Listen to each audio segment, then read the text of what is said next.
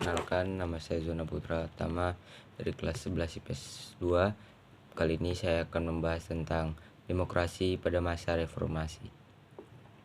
Soeharto terpilih kembali sebagai presiden pada sidang umum MPR pada Maret 1998. Tetapi penyimpangan-penyimpangan pada masa pemerintahan Orde Baru membawa Indonesia pada krisis multidimensi, diawali krisis moneter yang tidak kunjung reda. Krisis moneter membawa akibat terjadinya krisis politik, di mana tingkat kepercayaan rakyat terhadap pemerintah itu sangat kecil. Kerusuhan-kerusuhan hampir di setiap daerah Indonesia.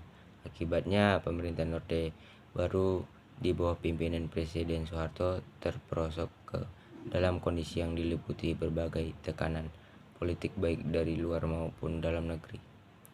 Dari dunia internasional, terutama Amerika Serikat, secara terbuka meminta Soeharto mundur dari jabatannya sebagai presiden.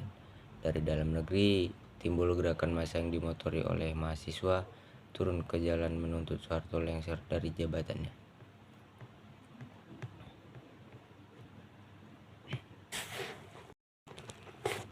Pelaksanaan demokrasi di era reformasi ditandai dengan lengsernya Soeharto yang menjabat sebagai presiden selama sekitar 32 tahun. Dikutip dari situs resmi Kementerian Pendidikan dan Kebudayaan Republik Indonesia, kepemimpinan nasional segera beralih dari Soeharto ke B.J. Habibie yang sebelumnya menjabat sebagai wakil presiden.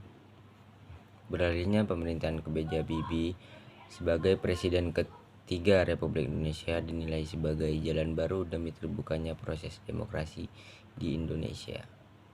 Presiden Habibie meletakkan fondasi yang kuat bagi pelaksanaan demokrasi Indonesia pada masa selanjutnya. Dalam masa pemerintahan Presiden B.J. Habibie, muncul beberapa indikator pelaksanaan demokrasi di Indonesia, yaitu diberikan kebebasan pers. Pada era reformasi diberikan ruangan kebebasan pers sebagai ruang publik untuk berpartisipasi dalam kebangsaan dan kenegaraan.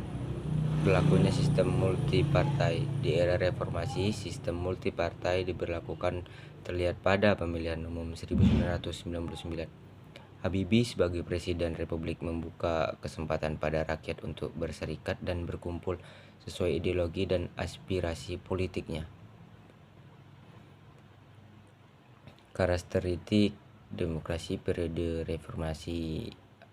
Demokrasi yang diterapkan di Indonesia pada era reformasi ini adalah demokrasi Pancasila dengan karakteristik berbeda dari Orde Baru dan sedikit mirip dengan demokrasi parlementer 1950 dan 1959. Adapun juga pengertian demokrasi, yaitu secara etimologis, demokrasi terdiri dari dua kata yang berasal dari bahasa Yunani, yaitu demos yang berarti rakyat atau penduduk suatu tempat, dan kratein atau kratos yang berarti kekuasaan atau kedaulatan. Jadi secara bahasa demos, kratein atau demos kratos adalah keadaan negara di mana dalam sistem pemerintahannya kedaulatan berada di tangan rakyat, kekuasaan tinggi berada dalam keputusan bersama rakyat, rakyat berkuasa, pemerintah rakyat, dan kekuasaan oleh rakyat. Dari sini saya mau menyampaikan cuman sampai sini saja. Mohon maaf jika ada salah kata. Terima kasih, selamat siang.